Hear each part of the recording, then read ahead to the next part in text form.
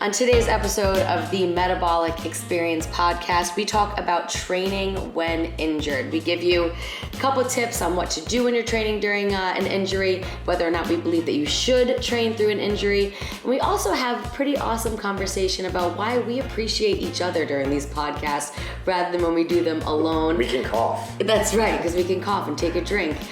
We also somehow segue into foods that make us throw up. So definitely worth a listen. Check us out. Leave a review when we're done, and we appreciate your listening.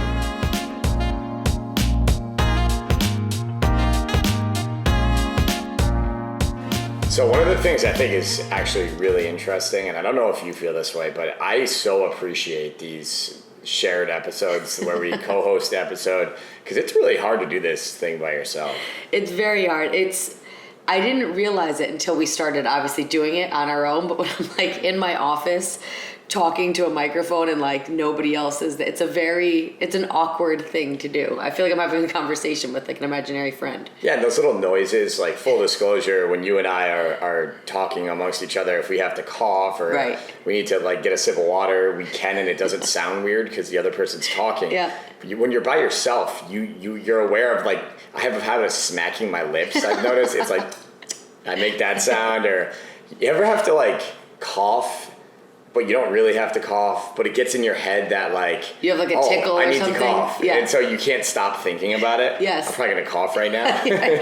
But we're together, so Yeah. it's okay. There's nothing worse though. I'll deal with some coughing. Yeah. Listening to a podcast who has the sniffles. Oh, that is like, sniff. oh Yeah. man, I've had to turn some off. Some of these guys are nuts. Like some of these guys who host these things, they're sick. So Right. they're like sniffling. Just take a day off. Their throat sounds like shit. It's like, dude, no one wants to hear that. No one wants to listen to that this whole time. Like you said, take a day off, bro. Right. You'll Rest be day. okay tomorrow. Do you know that actually when I was in, God, I'll have to think back now. What grade was it? 8th grade, I think. I got kicked out of class for having a cough. But it was one of those just like, I couldn't, you know, when like, you can't I do, stop yeah. coughing? I remember being in college and getting sick, and I'd be like, all right, I think 2 minutes have passed. I think I can cough again. Right, Because you yeah. don't want to cough too much. Yeah, I was in science class, and she was like, Lynsey, I don't care where you go, just get out of my class. And I literally just had to like walk down to the... Did you start crying? No, I didn't. I was pretty tough Yeah. about it. I just went down to the nurse's office, and she gave me a lozenge, and it all worked out okay. But I was like, it was the only time I've ever been kicked out of class. In retrospect, like in most elementary and junior high schools, the nurse's office isn't that great of a place. Oh, it's terrible. You get to yell on paper. Not yell. You get to lay on paper that's over this hard mattress of sorts that God knows how many sick kids have laid on. It's not the best, but somehow I used to think it was like a trick to go to the nurse's office. Because you didn't want to go to school. You were hoping you got sent home. We were actually talking about this the other day. That's it. That's what it was. Yeah. The reason of going there was that the next step was a call went out. Well, that's it, and someone came to get you. Right. Brian and I were talking about this just, we were celebrating his dad's birthday a couple days ago, and I don't remember how we got on the conversation, but we were talking about like, you know, faking being sick, and he was asking his mom if she knew when he would fake being sick, whatever. And he went down to the nurse's office, completely faking it. He just didn't want to be in school anymore. Ended up being sent home and ended up with mono and was out for like a month, but it just happened to be that way. Like he went down and she was like, oh, you've got a fever. And he was thinking like, score, I did this. Like I made it. But I used to always try to get out of school. I always tried. Yeah. I've said this before, but men, like I'll admit it freely. My brother and I, men are weaklings when it comes to being sick. Like we're babies. Like from the time we're little boys to grown men, it doesn't matter. The female body is so much more resilient. You guys are way tougher. Your pain tolerance is higher. Your ability to get through an uncomfortable feeling is so much more. We'll find out soon. I am on the lower end of the pain tolerance scale. Okay. When I get sick, especially like nausea and stuff, I'm a mess. Yeah. I'm a baby. I need Kara to like care for me. Like it's embarrassing. But so I'll never forget. The year was 1992, and I remember this because it was the Barcelona Olympics. It was in the summer, and they were doing the opening ceremonies, and I was like, Mom, I don't feel good. And she was like, oh yeah, okay, here we go again. Yeah. And then I started throwing up, and not to get too gross, but it was pretty bad. And she finally, it was so bad, she brought me to the hospital and my appendix had ruptured. No way. But it was like the boy who cried wolf. I had cried wolf so many times that when that wolf came, right. my mom Your didn't mom didn't believe me. you. No, so I spent a week in the hospital, that sucked. Wow, that's the ruptured great. appendix, but I actually was legitimately pretty sick. Yeah. But do you ever hold that over your mom still to this day? Or, no. Does she still feel bad about it? She has some guilt? I don't think so. I think I definitely still owe her. Yeah. But I think she actually has, I'll put her up against any mom out there for batting 1,000 with knowing when we were faking it and when we weren't. And I think sometimes she did know we needed like a personal day. Sure. But she always, it wasn't ever like, my mom, it's a blessing and a curse. When I got into high school and, the later years of high school and, even early years of college when I was still, kind of young, 19, 20, I couldn't get away with much because my mom, she's smart was on top of it. She knew everything and I couldn't fool her on anything. But the gift was I learned some pretty good parenting skills to apply. To now take on Katie. She was never one of those moms like, I fooled her today. Like she was never like that. Yeah. I was so jealous. My mom was pretty good, but she was very like lenient with that. Like I don't know if she was just letting us stay home, like you said, like she knew we needed a day, or we were really fooling her. But we got to stay home. I think what I got away with, the one thing I got away with for the longest time was in 6th grade. She'd give me I think it was like $2 for lunch or something. Yeah. So I would take the $2 and I would go buy. They had these 25-cent brownies and slushies were 50 cents. And then they had these Andy's hot fries. I don't know if you remember those. I remember hot fries. Yeah. They're in the blue bag. Yeah, and the guy has the hat pulled low. And I bought those. So I got like 3 brownies, hot fries, and a slushie. And that was my lunch. This is before I knew what macros were. But that was my lunch. Days. And after a little while, I think somehow she found out one of my friend's moms or something. She caught on. Because we were all doing it. So she caught on pretty quick. But you win some, you lose some. It's true. Have you ever eaten something and gotten so sick after eating it that you can't eat it anymore? Yes. Do you have any of those foods? Absolutely. Right away. Bumblebee tuna fish. Really? White tuna fish. That must have been terrible. My senior year in college, there was we called it which is kind of insensitive, but we called it the Ebola virus because there was a stomach virus that went around. It was the worst stomach virus I've ever had. Like I'm talking about throwing up every hour on the hour for 2 or 3 nights in a row. Like it was bad. It was very bad. And you knew you were going to get it because college it's a cesspool. It's so dirty and disgusting. But the last meal I ate in the dining hall was a tuna fish sandwich with white tuna. And to this day, I can't even smell it. Really? The other one that I got over recently, but it was not because of being sick, it was because of being drunk. It was freshman year at college. I got so sick off screwdrivers, orange juice, and vodka that for about 10 years, I couldn't even smell orange juice. Right. That's how I am with rum. Yeah. I can't any rum beverages. Do you have any foods yourself? Or? I do. I've got 2 kind of random ones. One was mushrooms. I was a weird kid, and my mom would make steak and mushrooms quite often. It's an awesome dish. Yeah, and I loved the mushrooms, but I was at my grandma's house. I'll never forget it. She made a steak and mushrooms, and I projectile vomited mushrooms for the whole night, and I can't even... the thought of them, the smell of it to this day, I can't do mushrooms. Yeah. And I used to be really into them. The other one, which isn't super random, but was quesadilla from Taco Bell. I got a quesadilla. I was living near Hudson Valley Community College, went to that Taco Bell right next to it was right on Vandenberg Ave in Troy. And I don't know if it was food poisoning or what, but it was. And now, if there's a good quality one, I can do it. But for a while, quality one at Taco Bell, right? No, at a restaurant, I could probably go for a quesadilla again. But for a long time, even this, if I haven't been back to Taco Bell since. Yeah. Except for Kirsty and Will bring Cinna Delights to parties. Yes, they do. But otherwise, for a long time, I couldn't eat a quesadilla. Taco Bell to me is like Long John Silver's. I first of all, I hate fish, but even if I liked it, if I'm gonna just say fuck it and buy shit food, I'm not going to go to Taco Bell or Long John Silver's or what's the one what's the one? Oh, Kentucky Fried Chicken. Right. Like, I'm not gonna go there. Right. I'm gonna go to like Five Guys or Smash Burger. Yes, I'm with you. I'll even go to Burger King or McDonald's. Like, Right. I mean, maybe once a year, but Right. like those other options, like I'll just go to Chipotle or Moe's then. Yeah. If I'm gonna get like Mexican type Right. food. And like, I mean, tacos, make it home tacos are one of the easiest things you Yeah. can make. Like, Yeah, right. it's not, Ryan and I eat them like once a Yeah, week, honestly. they taste so much better. They taste better and they're just so easy. So I'm not going to go to Taco Bell to get a taco.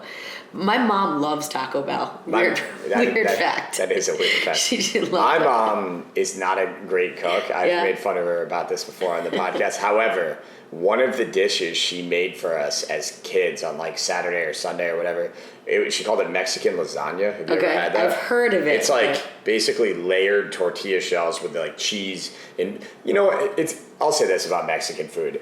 Isn't it interesting that it's all beans, rice, cheese, chicken or steak, and tortillas? Just in and a like different- 40 different names, like enchiladas, fajitas, Right. tacos, burritos. It's all the same Right, stuff. right, just- so. yeah. But anyways, my mom would make this Mexican lasagna dish that was awesome. Yeah, when we were growing up, funny little side note. So we didn't come from a lot of money. My dad made his own business or started his own business, and so we were growing up. We were never like poor, but we didn't come from a lot.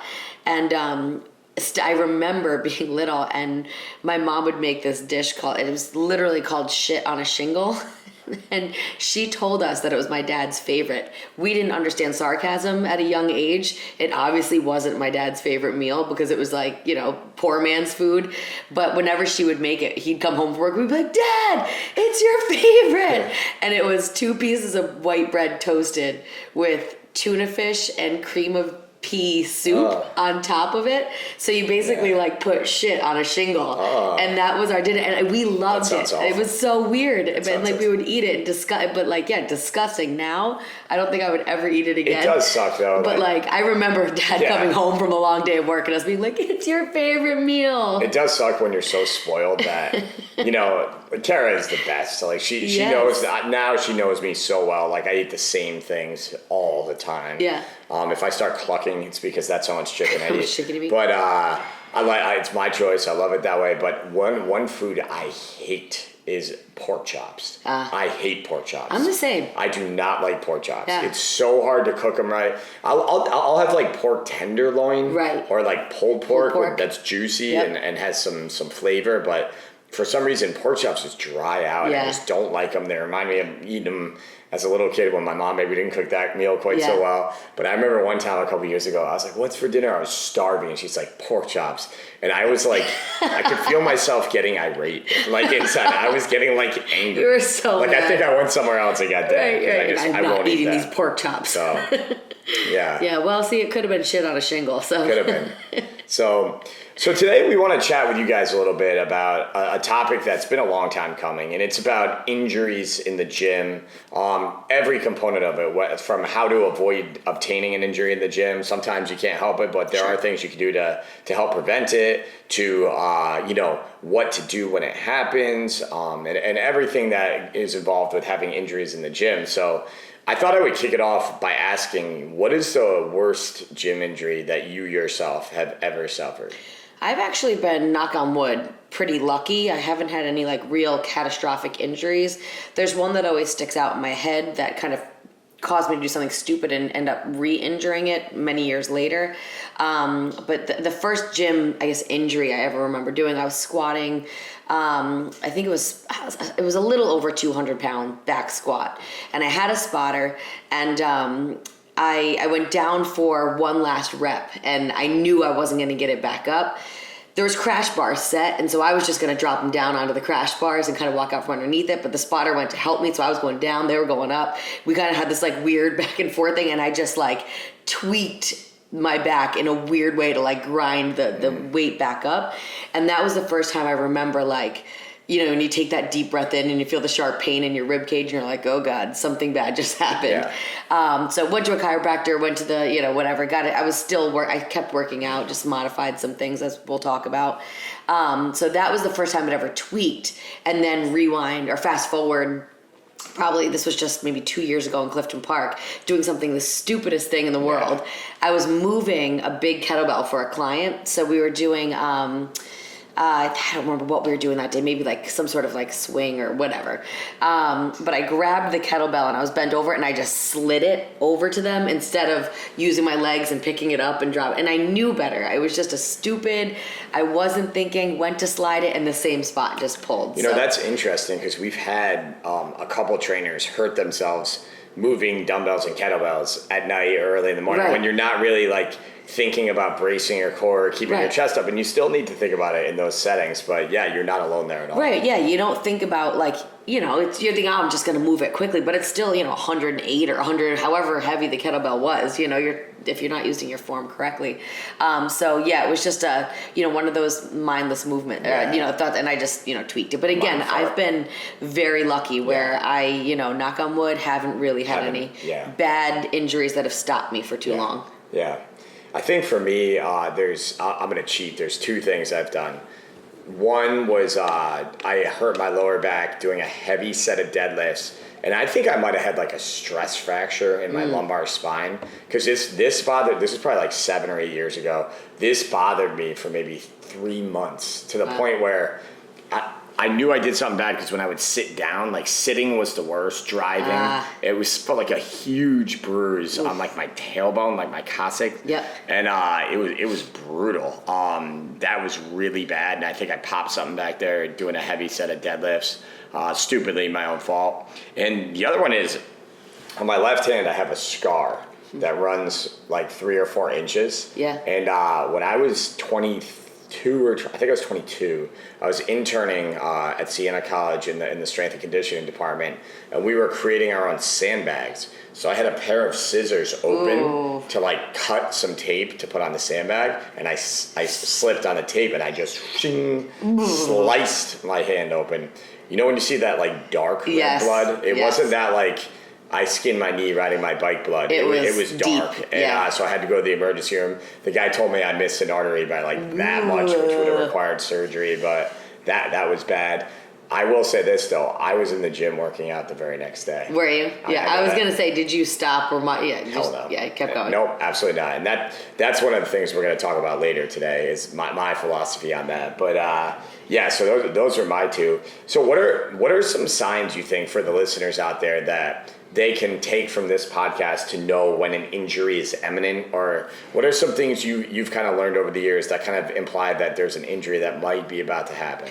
Generally, I always say like, if it's past discomfort, if something is sharp, shooting, and consistent, like if every time you lunge, it's not just like it's like a sharp shooting pain jabbing through your knee, and it happens every single time you lunge or every time you press overhead.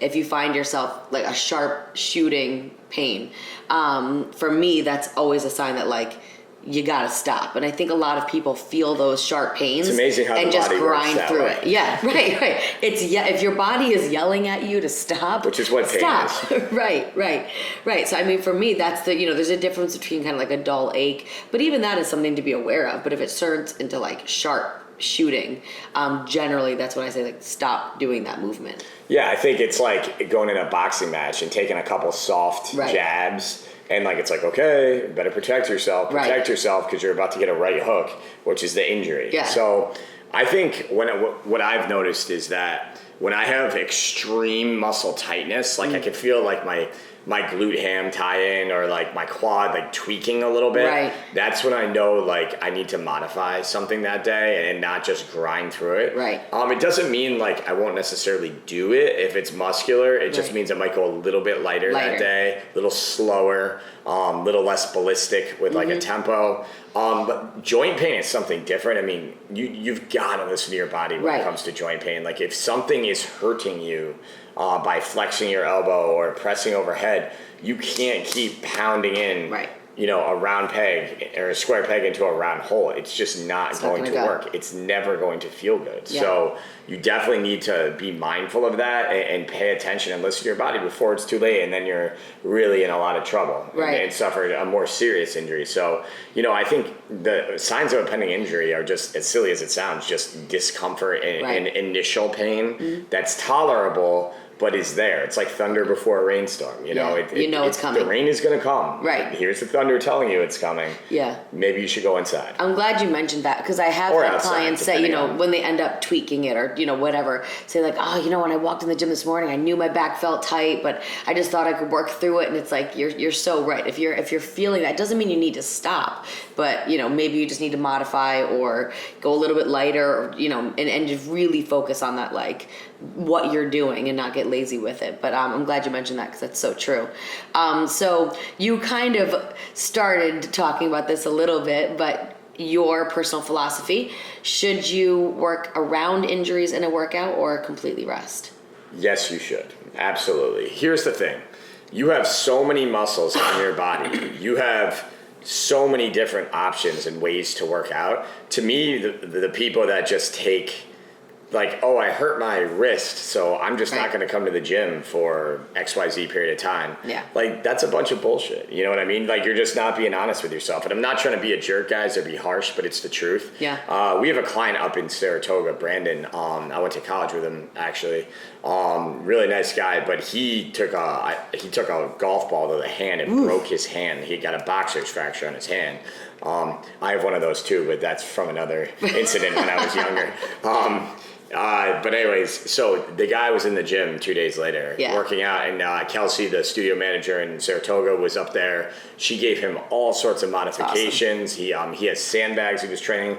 We rigged up a hands-free thing he could do with bands and kettlebells, and he hooked his forearms into the TRX strap for bicep curls by the stirrups. So there are ways. I saw something on Instagram. There was a girl. This was aggressive. Her arm was in a sling, and the strength coach had her holding a trap bar with her offhand. And on the side that was in a sling, he had tied a band to her shoulder. Oh, damn. So she could do the trap bar deadlifts. That's but, awesome. you know, it was kind of, I think he was also proving a point that, like, listen, it's one part of your body. Like, you have so many other parts that can train and get better and get stronger. Like, there's certainly ways to work out. When we write the workouts on the board at the various studios, it's not biblical 10 commandment chiseled stone. It's very pliable, as you've experienced from being pregnant. It's very, very adjustable depending on what your need and what your situation is. Yeah. I think too, depending on the injury and the severity of it, if it's like a muscle strain, I would encourage you to work through that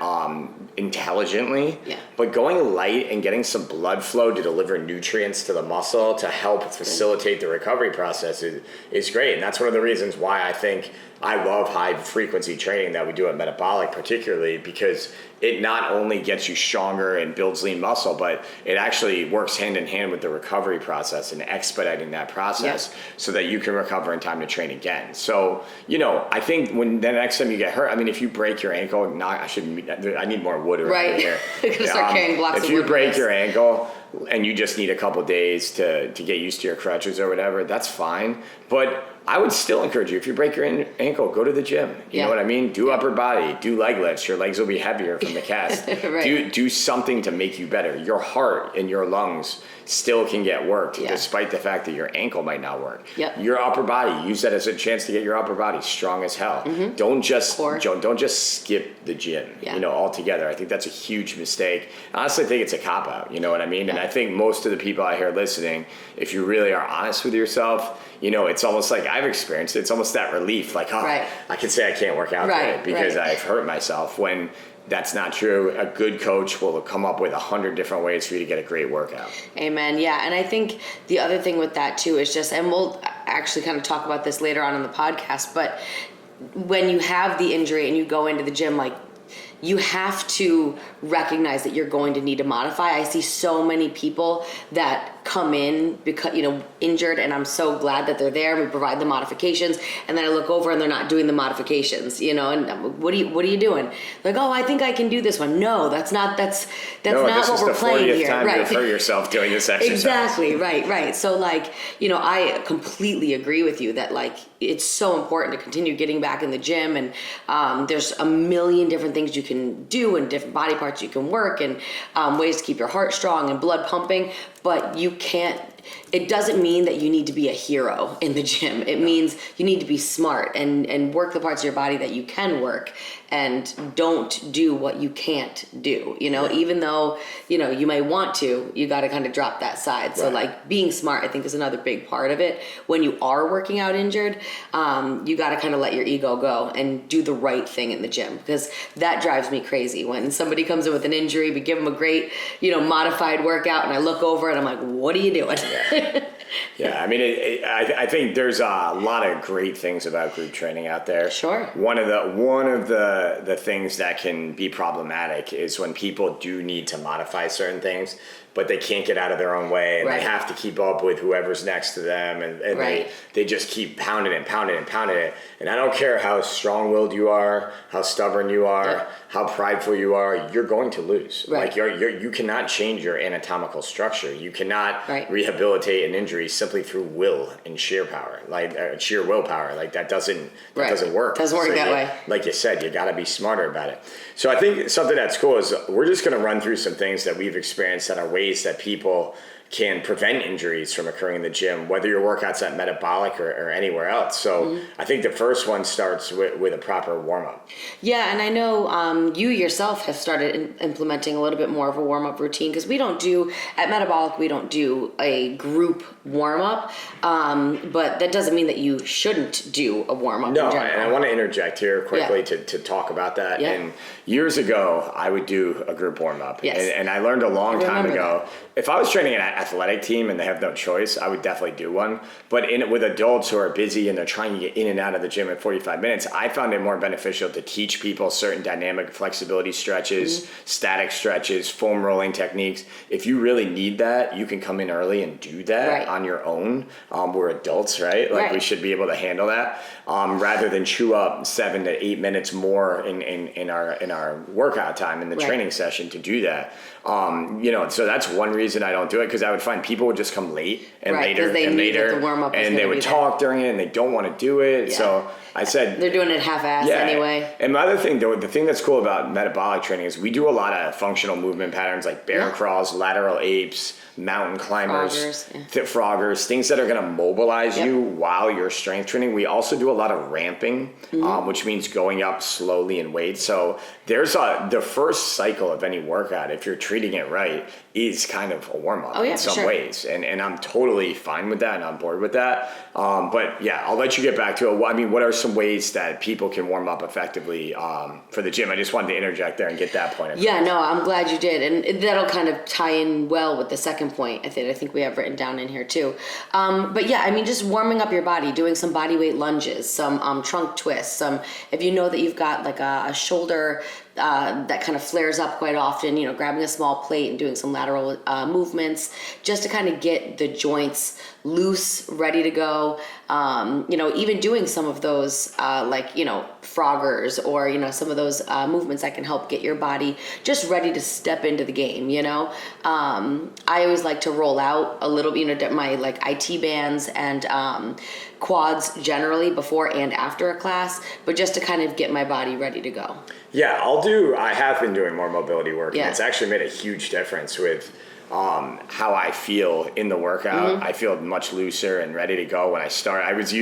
Usually I hate stretching, and for anyone that knows me, it's not my style. I'm intense, so I don't like kind of mundane things like that. But I do utilize the 10 to 15 minutes before a metabolic training session to get more mobility and stretching. And I find for me, it's hard to talk about this on a podcast because it's not visual.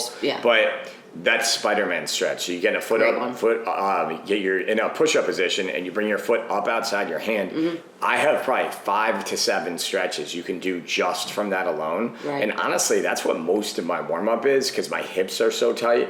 That's helped me tremendously. Like for me, I have trouble getting my getting a wide stance, getting depth on a wide stance squat again because my hips are tight. So I'll sit in the bottom of a squat and just hold it with my feet wide enough where it's really uncomfortable. I'll do things like that. But I think you got to know what your weaknesses are. And guys, they're not going to get better from you doing nothing. Right. So like if you have low back pain, but your hamstrings are insanely tight or your hips are crazy tight, right, you got to do something about it. So, and I think static stretching has been bastardized in the last few years. I think people see a little bit of research data and they read so much into it. Go like, wild. You know, is static stretching alone before a workout, has it been shown to not correlate highly with force production? Perhaps, but right, maybe let's take a deeper look at, are we Olympic sprinters or NFL football players, or right, are we just trying to feel better and mobilize our bodies right, in the time that we have? So I right, think it's contextual as always, yes, and I always think a middle of the road approach is the way to go with your warm up. So a proper warm up, it should have a mobility component. If I'm tight, I will do mobility. Mm-hmm. If I'm sore, I will do soft tissue work, yep, like you described with the foam roller or lacrosse ball, or have a 2-year-old walk on your back or whatever you want to do, but just getting loose that way. But I think the bottom line is you should do something. You shouldn't just stand there or sit there Indian style waiting chat with whoever's next to you, and go right into a heavy set of goblet squats. And if you can do that, you're probably 25 years old, right, and in 10 years come talk to me. Right, you're going to need to stretch. Yep. Yeah, I think you're absolutely right. And then as you already kind of alluded to, especially with the training that we do in metabolic training, like today's workout, for example, you've got 5 rounds. So that first round, consider that your warm-up mm-hmm, set, and ease your way into the session. So, if I know that, my goblet squat that I'm going to be using kind of for max effort is going to be the, 125 pound kettlebell. I'm not going to start round 1 with the 125 pound kettlebell. I might start with the 105 or the 95 and get myself loose, ready to go. And then once I come back around for that second lap, I'm ready to take on the big guns. Yeah, that's one of the reasons why I love those workouts that we do with the multiple rounds through them, with three to some of them have 5 rounds through, some have 6. It depends on the workout, but I like it a lot because you might have it in your mind that you want to do the 124 pound kettlebell, but why don't we just see how your body's feeling that day? Right. And you might pick up the 107 pound kettlebell or whatever it is, 106 pound kettlebell, and you may be like, shit, I don't have it today. Like, this is heavy. Wouldn't you rather know that than experiment with something that's crazy heavy, right, when your core temperature is really not elevated? And something else our clients and for everyone out there listening may not know about is there's also like a CNS, a central nervous system adaptation that occurs in a warm-up where you're feeling weights, you're feeling load, you're getting yourself ready to go, you're firing. You gotta make sure you're preparing your CNS as well as elevating your temperature, getting your heart rate up, getting blood flowing. And as you, the stronger you are, the more important it becomes to ease your way into the session. Some of our strongest male trainers in a workout like they did today with 5 rounds through, they might have like 3 or 4 ramping sets leading up to a big effort. Yeah. If they get loose quick, they might not, but in some of our beginner clients, they might not need to ramp at all. And they might kind of, and that's most of our clientele. They might kind of keep it there, or maybe go 1 jump. Yeah. But yeah, ease your way into the session. You don't need to conquer Rome in a day. Right. You don't need to be a superhero like 5 minutes into a workout. You can kind of let your body and your mind too get into it. Oh yeah, I think every time I would remember setting up the gyms in the morning, and when you say your central nervous system needs to wake up, I remember grabbing like 30-pound dumbbells to put onto a mat and being like, oh my god, these feel so heavy, when like normally in a workout it wouldn't feel that bad. But yeah, definitely get your body warmed up, get the central nervous system warmed up, ease your way into the session, and that's a great way to help prevent injury. Yeah, I think too, if you're curious about trying this, next time you're in the gym, grab a weight that's really heavy and just hold it in the position. Don't do the movement. So try to grab a kettlebell if you can safely get it into the proper position that's heavier than you're actually going to squat with, and just hold it. And then set it down and pick the one up that you're going to squat with. It's going to feel light. Right. It's amazing how adaptive your central nervous system is, and that kind of overreaching technique is something I've done before that I really like. So it seems obvious, but the next point about preventing injury is use proper form. Yeah, it does seem very obvious, but I think this is one of those things where, like, in the heat of battle, sometimes you just don't think about it. And I think that's where it's so important to think about what you're doing, you know? Like I said, that's how I ended up tweaking my back, because I wasn't thinking about proper form. I was just going through the motions. So making sure that, you know, when you're stepping into whatever lift you're going to say, especially the heavier sets, you know, take a second, take a deep breath, you know, what's your core doing? Just go through that checklist and make sure you're hitting every one before you pick up that weight, and then as you start to use that weight, because it's so easy to just be out of it and just go and end up doing something stupid. Yeah, so the more technical a movement is, the more you have to think about these things. And there's pretty much 5 motor patterns that we do at the gym. Let me see, I might embarrass myself here if I can't name them all. We do squatting, lunging, hinging, rowing, and pressing. Got them. So we do those in some way, shape, or form in a lot of different movements. So here's the thing: if you're doing what is a row, a swing, an RDL? What are those? Yeah, hinges. Right, they're all hinges. So the concept of bracing your abdominal wall, squeezing and retracting your scapula, those are going to apply every time you do that. So, you know, to this day, people are often shocked when I tell them, well, do you think about keeping your core tight? Yeah. They're like, no, I didn't think I had to do that. I was like, let me tell you something. I've been doing this for 20 years. I think about that every single time I hinge, every single time. To prevent hyperextension, I squeeze my glutes at the top of RDLs and swings and everything else. That's a great tip to prevent hyperextension. So, you know, using a controlled, somewhat eccentric, not getting sloppy with bouncing out of reps with a heavy weight, is another thing you can do. Using a full range of motion with a controlled eccentric is a thing of beauty, because you know what that's going to do? That's going to keep you honest. You know, it's the most honest thing you can do. Yeah, and especially if you do what we always say and you marry the rep count that you're trying to get to the time under tension you're trying to get, what you're going to find is if you try and cheat, you just can't. You can't use that weight. So, you know, I've had some people in the past asking me, am I going low enough, or are my elbows touching the ground? And I can relate to this, but I always refrain when I want to ask a trainer that. I think to myself, if I have to ask that, I'm probably not. Right. Yeah, if you have to ask the question, you probably know the answer. Which flows beautifully into our next point about researching form. I think it's great if you want to educate yourself through a respected source on Instagram, such as Metabolic Matt or Lynn778. That's great. But there's a bunch of other trainers out there that are phenomenal. But, you know, learning is always good, and then applying that's what this podcast is all about. And then applying the knowledge that you learn in the gym with the proper technique, that might open your eyes to the way you think. But I have to be honest, guys, like I think about my form on every exercise. Pretty much the whole time I'm doing the set. That's like what I'm thinking about. It's important to use proper form not only to prevent injury, but also to place the muscle under the optimal amount of tension, not so you can lift the most weight and impress someone, which is how you get hurt and how you get no results. You don't make any gains doing that. But by not only living to fight another day, but optimizing your workout and really working the muscles the way they were meant to work. Yeah, I'm glad you mentioned it, because I'm the exact same way. When I'm working out, like you said, the more technical the movement, obviously the more you have to think about it, but I'm thinking about every part of my body. What's it doing? Where am I supposed to be feeling this? Am I feeling it there? Am I keeping my core tight? Are my shoulder blades retracted, especially on those swings and things like that?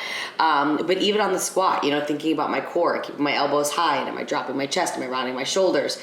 You know, I'm constantly thinking about what I'm doing in that moment, and it is surprising how many people, when you talk to them, aren't doing that. So if you're not doing that currently, start thinking about it, and I'm telling you, you will feel your workout so much more than you are currently. So 3 tips I could give right away to apply to tomorrow's workout, whether you're in Gold's Gym, Venice Beach, or Metabolic in Clifton Park, it doesn't matter. 3 things. Engage your glutes. Squeeze your glutes at the top of your squats, at the top of your RDL swings. That is a huge one to prevent lumbar hyperextension. So stand up right now and squeeze your butt cheeks, and then also try and hyperextend your lower back. It's actually really hard to do, which is why it's so great. The second point, keep your abs braced and tight. If you don't know what that means, the crudest way I can put it, act as though someone's going to punch you in the stomach. Like, flex those muscles. Now do that when you're in that vulnerable bent over position. That is the keystone of a bridge. That is the center of the bridge. So if that's lax or loose, all that torque and pressure is going to go right to your lower back, which is no good. And the third point, honestly, is in your scapula. And this is a big one for me. There are some very strong people that can get away with, scapula that's not retracted. Right. But I've found with most people that are not elite levels of strength, if your scapula is not retracted, that shoots right down the chain, Sure. and soon enough, your lumbar spine starts hyperextending. If you have a retracted scapula, your lower back's going to have a really neutral alignment. You're not going to get any flexion in the lumbar spine, which Right. is really what I meant to say about what could happen, and it really protects you there. So Yeah, for sure. Great tips there. Next thing that you can do, stretch and do mobility outside of the session. Yeah, and I mean, we already kind of touched on this a little bit, but if you're really tight, maybe attending a hot yoga class a couple times a week. It's not my style. I was talking with someone else about this. I'm not a stretch at night guy because I don't enjoy it. So when I'm home, I'm just like anybody else. I want to enjoy my time, and that's not what I find to be enjoyable. Sure. So I carve out time to do it before my workout. We've had seen people do it after. It doesn't really matter. You can do it how you want to do it. Just make sure you get it in. I think the most important thing, don't sweat the small stuff about the perfect time to do it. Right. You're busy. You have a job. You got kids. You got this. You got that. Find 20 minutes a day and address it somehow. You know, if you need to break it up in 2-minute segments 10 times a day, do that. You know, it doesn't matter. Just do it. You know, if you're not doing anything, it's not going to get better. Right. I used to like doing it on Sunday mornings. That was my Sunday, would be my compliment to Metabolic. I would do like a hot yoga class on a Sunday. But as you said, then life gets busy and that goes out the window. But yeah. So I kind of want to tackle these next couple points. We only have 3 points left here, guys. So hang with us and you'll be so healthy for the next several years of your training career. So glad. But we want to tie in the mindset of both quality over quantity with leaving your ego at the door and really having the only competition being it's you versus you. Yeah. I think this is the biggest. Like this encompasses everything. So again, just making sure that you're all hearing this. Quality over quantity, right? It's you versus you, so leave your ego at the door and staying away from movements that constantly injure you. It seems so common sense, but it's amazing how many people fight all of these things. And, you know, they come into the gym and their back's a little sore, they're a little tweaked, and, but it's kettlebell thruster day and they really want to do kettlebell thrusters, so they grab the biggest one because they know that they can do it, and they jump up and they just grab the kettlebell and they start throwing it around, and then before you know it, they're on the ground, with a tweaked injury. So like, you have to focus on what's important, and we're not working out to build our egos, we're working out to build stronger bodies and longer lives and a stronger version of yourself. Right. So knowing your limitations and understanding them, and maybe if you do all of these things that we talked about, a month, 3 months, 6 months, a year from now, you hopefully will be able to do some of those bigger lifts. But if you rush it, you're just setting yourself backward. Yeah, I think it's always good to work out with people that are stronger than you because it's motivating and it gives you perspective. It's a fine line though. You don't want to then try and keep up with them per se. You want to match their level of effort, and if things might not feel as heavy if you see someone doing something super impressive, you might get out of your own head and have the confidence to try something new, which is great. But ultimately, if you are just looking to your left or your right and trying to keep up with someone instead of just focusing on your technique and maximizing the effectiveness of that movement for you, then you're going to be really setting yourself up for a tough situation if you're constantly looking to your left and your right. So, you really got to check your ego. That means you just have to shift the paradigm of pride you have in your workout from not only the weight, that's part of it, but how you do it. That's another part of it. And that's why even in the last few months, we've been hammering home this point of marrying in cadence with rep counts, with time under tension. Because I got to this point because I would overhear clients talking like, what'd you use today? What'd you use today? I used the yellow kettlebell. what does that even mean? Like, really, what does that even mean? You used it. Does that mean you picked it up and did 1 rep and put it down? Right. And someone next to you used a lighter kettlebell but got 10 reps with perfect form in 35 seconds? Right. Those are going to do 2 different things. But if you just simply said, I used blue, I used yellow, right, then we're then completely disregarding the integrity of the exercise. We're completely tossing away the merit of getting the quality number of reps in that time period. And we're just assigning value to the quantity, the color, or the load, or how heavy it is, or rep count even within there without a full range of motion. So just chase quality over quantity, bust your ass, work hard, be motivated by people next to you that are stronger, but leave your ego at the door, be self-aware, know yourself, and you're going to have a very long career doing this as long as you want to. Completely agree. Couldn't have said it better myself. Cool. So last point we're going to make for you guys today is something we already harped on a little bit, but I think it bears repeating, and that's why I saved it for last. Just stay away from movements that constantly injure you. Yeah. If you have... It's crazy that we have to say this. I know.